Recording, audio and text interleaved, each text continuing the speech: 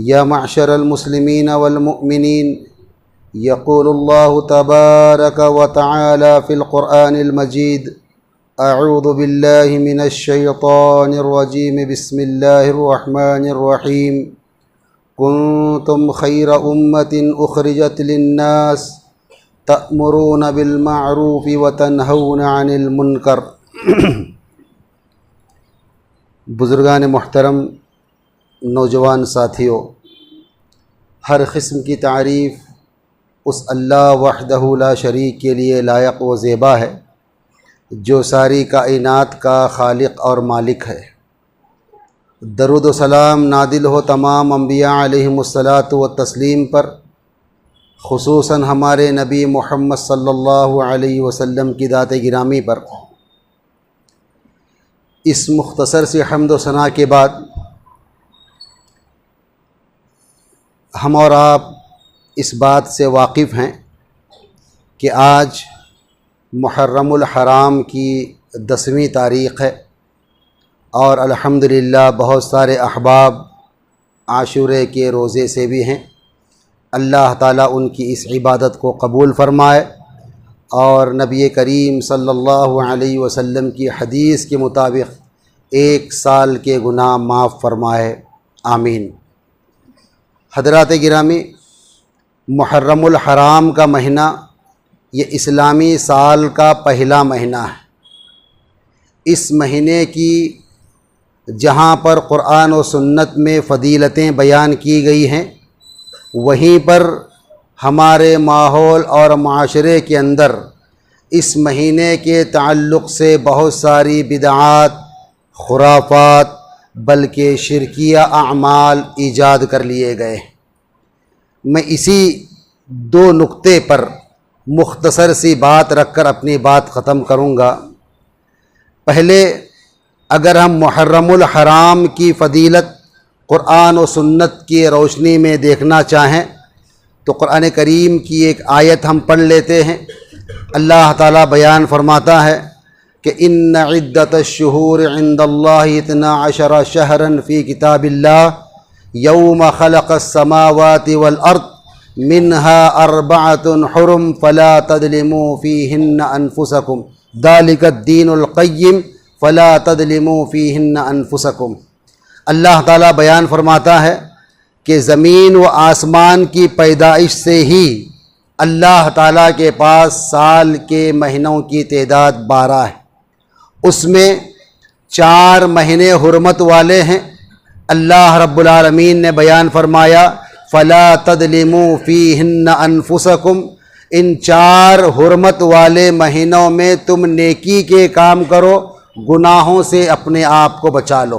ظلم، ستم، جھوٹ، دھوکہ، فریب، گناہ کا جو بھی کام ہو سکتا ہے اپنے آپ کو اس سے بچاؤ۔ ان مہینوں کے اندر تم زیادہ سے زیادہ نیکیاں کیا کرو۔ چنانچہ 4 حرمت والے مہینوں میں ایک مہینہ محرم الحرام کا بھی ہے، تو اس مہینے میں انسان کو زیادہ سے زیادہ اچھائیاں کرنا چاہیے، زیادہ سے زیادہ نیکیوں کے کام کرنا چاہیے، گناہوں سے، ظلم سے اپنے آپ کو بچانا چاہیے۔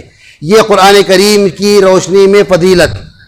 نبی کریم صلی اللہ علیہ وسلم نے اس مہینے کے تعلق سے ایک حدیث میں بیان فرمایا۔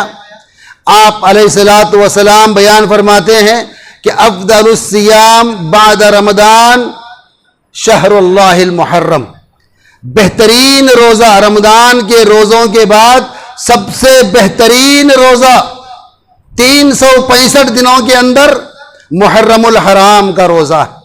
اس روزے کو رکھا کرو۔ میں اللہ سے یہ امید کرتا ہوں جو آدمی یوم عاشورہ کا روزہ رکھے گا اللہ تعالیٰ اس کے 1 سال کے گناہ معاف فرمائیں گے۔ یہ نبی کریم صلی اللہ علیہ وسلم کی ایک حدیث، اور چیزیں ہیں لیکن وقت کی قلت کی بنا پر ایک دلیل۔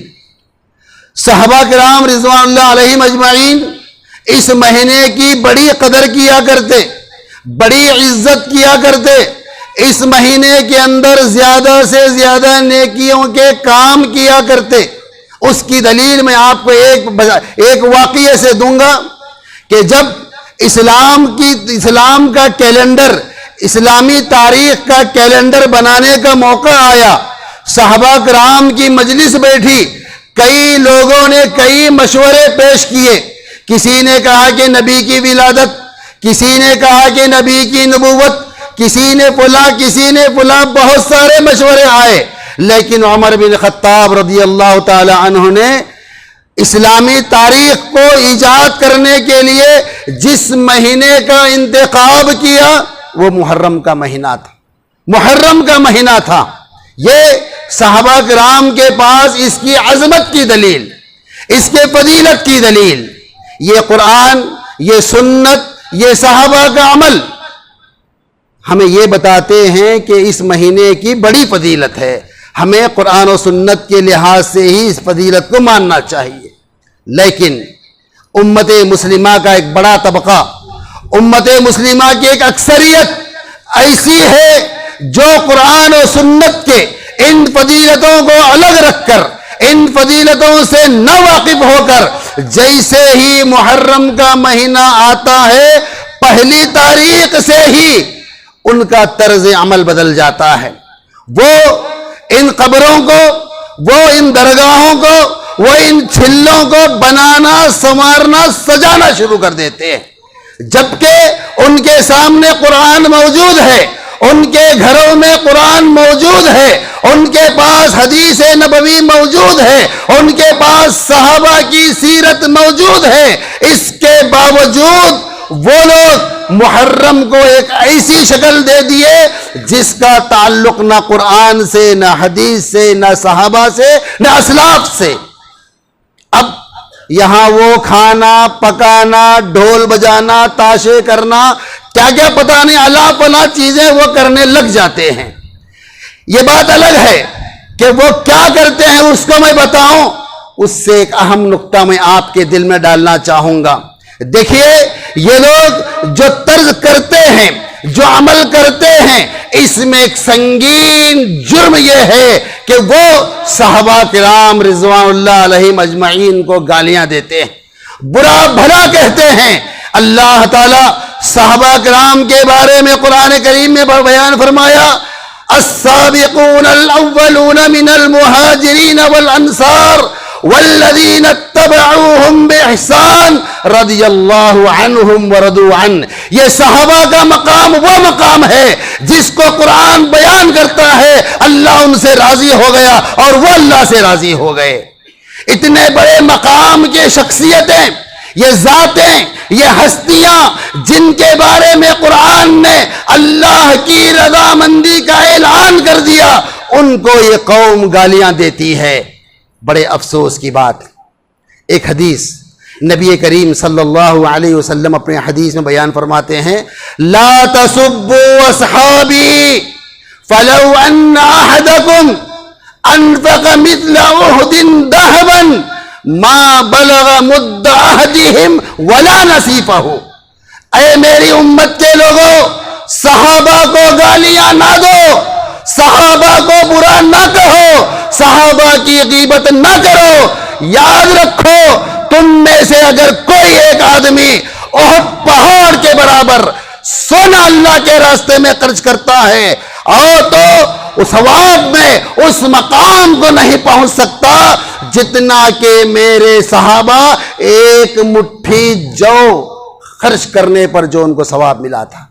ایک مٹھی جو، چاول، گیہوں، راگی، ایک مٹھی چاول راگی خرچ کرنے پر جو ثواب ان کو ملا، تم میں سے اگر کوئی ایک احد پہاڑ کے برابر سونا خرچ کر لے تب بھی ان کے مقام کو نہیں پہنچ سکتے۔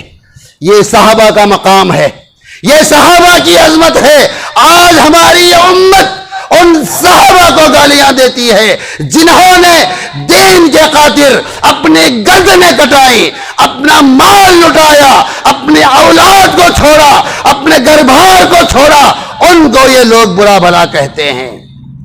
حضرات، یہ جو نظریے ہیں، جو دو فرق ہیں، ایک طرف قرآن و سنت کا نظریہ، دوسری طرف ان لوگوں کے عمل کا نظریہ۔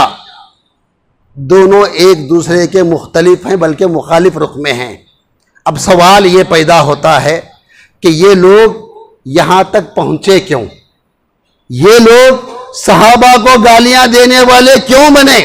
یہ لوگ محرم کو غلط رخ دینے والے کیوں بنے؟ یہ بھی ہمارے مسلمان بھائی ہیں نا، ہمارے پڑوس میں رہتے ہیں، ہماری گلیوں میں رہتے ہیں، ہمارے محلے میں رہتے ہیں، تو یہ لوگ ہمارے درمیان رہتے ہوئے اتنے بڑے جرم کے مرتکب کیسے بنے؟ کیا وجہ ہے؟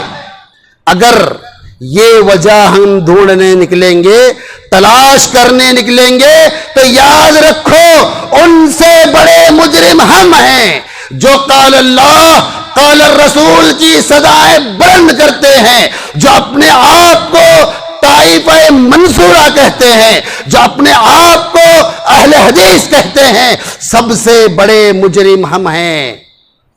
آپ پریشان ہوں گے، کیوں مجرم ہیں ہم لوگ؟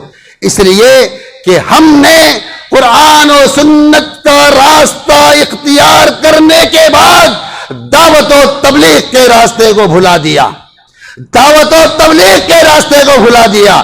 آج روئے زمین پر اگر کوئی صحیح راستے پر ہے، صرف اور صرف اہل حدیث۔ یہ ہمارا دعویٰ ہے، یہ ہمارا دعویٰ ہے، یہ اقرار ہے، یہ اظہار ہے، یہ اعلان ہے، صرف اور صرف اہل حدیث دعوت حق پر ہے، صراط مستقیم پر ہے۔ اب آنے کے بعد، صراط مستقیم پر آنے کے بعد، دعوت حق پر آنے کے بعد، ہم لوگ اپنی ساری زندگی ان یہود و نصارہ کی اتباع کرنے میں لگا دیے۔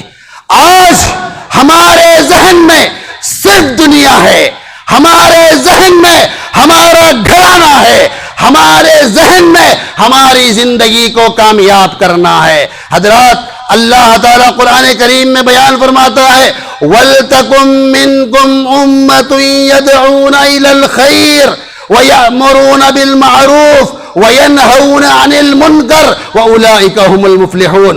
دنیا کمانے والا کامیاب نہیں، بلڈنگیں بنانے والا کامیاب نہیں، حاجی بننے والا کامیاب نہیں، دولت کمانے والا کامیاب نہیں۔ اللہ نے کہا جو شخص تم میں سے امر بالمعروف و نہی عن المنکر کا کام کرے گا وَأُولَئِكَ هُمُ الْمُفْلِحُونَ، وہ کامیاب ہو جائیں گے، وہ کامیاب ہیں۔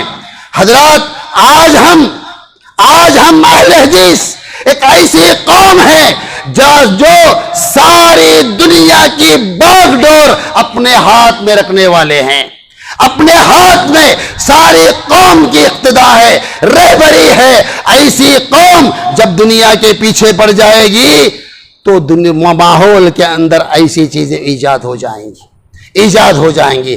حضرات، میں ایک بات آپ کو بتاؤں، وَلْتَكُن مِّنكُمْ أُمَّةٌ، تم میں سے ایک امت ہونی چاہیے، ایک جماعت ہونی چاہیے، ایک گروہ ہونا چاہیے جو لوگوں کو دعوت و تبلیغ کا کام کرے۔ اس امت سے مراد اگر میں یہ کہوں تو غلط نہ ہوگا کہ اس امت میں مساجد کی کمیٹیاں سب سے پہلے ہیں۔ ایک مسجد بنتی ہے تو اس کے کمیٹی کے لوگ جو ہوتے ہیں، جو ذمہ دار ہوتے ہیں، وہ اپنے آپ کو صدر کہلانے کے لیے نہیں، سیکرٹری کہلانے کے لیے نہیں، امام اور مؤذن پر حکومت کرنے کے لیے نہیں، وہ جو ہوتے ہیں، قرآن کہتا ہے ان کی یہ ذمہ داری ہے، وہ امر بالمعروف و نہی عن المنکر کا فریضہ انجام دیں۔ آج کہاں ہیں کمیٹیاں؟ کہاں ہیں مسجد کی کمیٹیاں؟ خالی چندے کی اجازت دینا نہیں دینا، کسی کو رکنے کی اجازت دینا نہیں دینا، کون سے عالم کو خطبے کے لیے بلانا، کون سے عالم کا درس رکھنا، قوم پیسہ دے رہی ہے، من مانی سے خرچ کر رہے ہیں، اس کے علاوہ میرے علم کے مطابق کوئی دوسرا کام نہیں ہوتا ہے۔ حضرات، وَلْتَكُن مِّنكُمْ أُمَّةٌ يَدْعُونَ إِلَى الْخَيْرِ، لوگوں کو خیر کی طرف بلانے کے لیے یہ مسجد کی کمیٹیاں اپنے اندر اتنی صلاحیت رکھیں کہ یہ قرآن و سنت کی دعوت و تبلیغ کر سکیں۔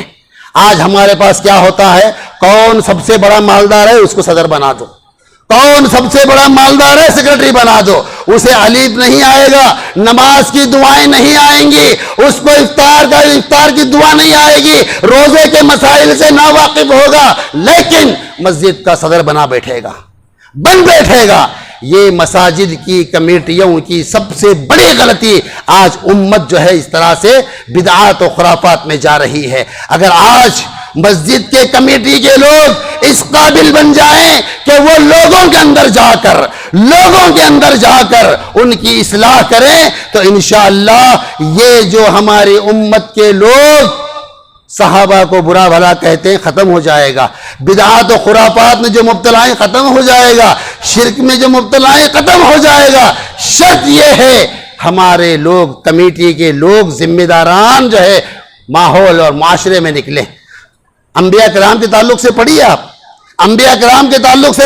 قرآن کہتا ہے ما لہذا الرسول، جی اس رسول کو کیا ہو گیا جی، یاکل الطعام ویمشی فی الاسواق، کھانا کھاتا ہے بازاروں میں جاتا ہے جی، دعوت و تبلیغ کے لیے بازاروں میں جاتا ہے۔ یہ صحابہ کا نہیں، انبیاء کا طریقہ تھا۔ اور آج میں مسجد کا صدر ہوں تو ایک بنگلے کے اندر ٹانگ پہ ٹانگ ڈال کر بیٹھوں گا، علماء آ کر میرے سامنے بیٹھیں، جی صدر صاحب، جی حاجی صاحب، جی متولی صاحب، جس قوم کا یہ حال ہو اس قوم میں بدعات نہیں آئیں گی تو کیا آئے گا، خرافات نہیں آئیں گے تو کیا آئے گا، اس امت کے اندر، اس ماحول کے اندر صحابہ کرام کی بے حرمتی نہیں آئے گی تو کیا آئے گی۔ حضرات ایک بات یہ ہوئی، دوسری بات میں علماء کرام کے تعلق سے کہنا چاہوں گا کہ آج علماء کا عالم یہ ہو گیا ہے کہ ایک مالدار فون کرتا ہے، وقت نہ ہونے کے باوجود عالم وہاں پہنچ جاتا ہے، اس سے بھی ہمارے زبانوں کی تاثیر ختم ہو جاتی ہے، علماء کے زبانوں کی تاثیر ختم ہو جاتی ہے۔ علماء کا حال یہ ہے، یہ خطبات دیتے ہیں، جلسوں میں جاتے ہیں، دروس میں جاتے ہیں، لیکن ان کے دلوں کے اندر ایک کھوٹ یہ ہوتا ہے کہ مالدار فون کرتا ہے تو جلدی وقت ملتا ہے، غریب وقت فون کرتا ہے تو وقت نہیں ملتا ہے۔ یہ علماء کی سب سے بڑی برائی، سب سے بڑی خرابی یہ ہمارے امت کے علماء کے اندر آ چکی ہے۔ علماء اگر اس طرح دولت کے پیچھے پڑ گئے، علماء عزت کے پیچھے پڑ گئے، علماء وقار کے پیچھے پڑ گئے، اللہ کی قسم ان کے سینوں میں علم ہوگا لیکن ان کی زبانوں میں تاثیر نہیں ہوگی، آج علماء کا حال یہ ہے، دعوت و تبلیغ تو کرتے ہیں لیکن اس کا اثر امت سدھرنے کے بجائے بگڑتی جا رہی ہے۔ حضرات یہ جو محرم کا مہینہ ہے، اس میں جو غلطیاں ہو رہی ہیں، اس میں جو قرآن و سنت کی مخالفت ہو رہی ہے، اس میں وہ لوگ ذمہ دار نہیں ہیں، ذمہ دار ہم لوگ ہیں۔ نبی کریم صلی اللہ علیہ وسلم ایک حدیث میں بیان فرماتے ہیں، لَتَأْمُرُنَّ بِالْمَعْرُوفِ وَلَتَنَهُنَّ عَنِ الْمُنْكَرِ أَوْ لَيُوشِكُنَّ اللَّهُ أَنْ يَبْعَثَ عَلَيْكُمْ عِقَابًا ثُمَّ تَدْعُونَهُ فَلَا يُسْتَجَابَ لَكُمْ۔ اے میری امت کے لوگوں، امر بالمعروف نہیں عن المنکر کا کام کرو، لوگوں کو دین پہنچاؤ، لوگوں کے گھر گھر جا کر، بازار میں جا کر، چبوتروں پہ جا کر دین کو پھیلاؤ، اچھائی کی طرف لے کر آؤ، برائیوں سے روکو، ورنہ اگر یہ کام تم نہیں کرو گے لَيُوشِكُنَّ اللَّهُ أَن يَبْعَثَ عَلَيْكُمْ عِقَابًا مِّنْ، اللہ اپنی جانب سے تم پر عذاب بھیجے گا، ثُمَّ تَدْعُونَهُ، پھر تم اللہ سے دعا کرو گے، فَلَا يُسْتَجَابَ لَكُمْ، اللہ تمہاری دعاؤں کو قبول نہیں کرے گا۔ حضرات امر بالمعروف و نہی عن المنکر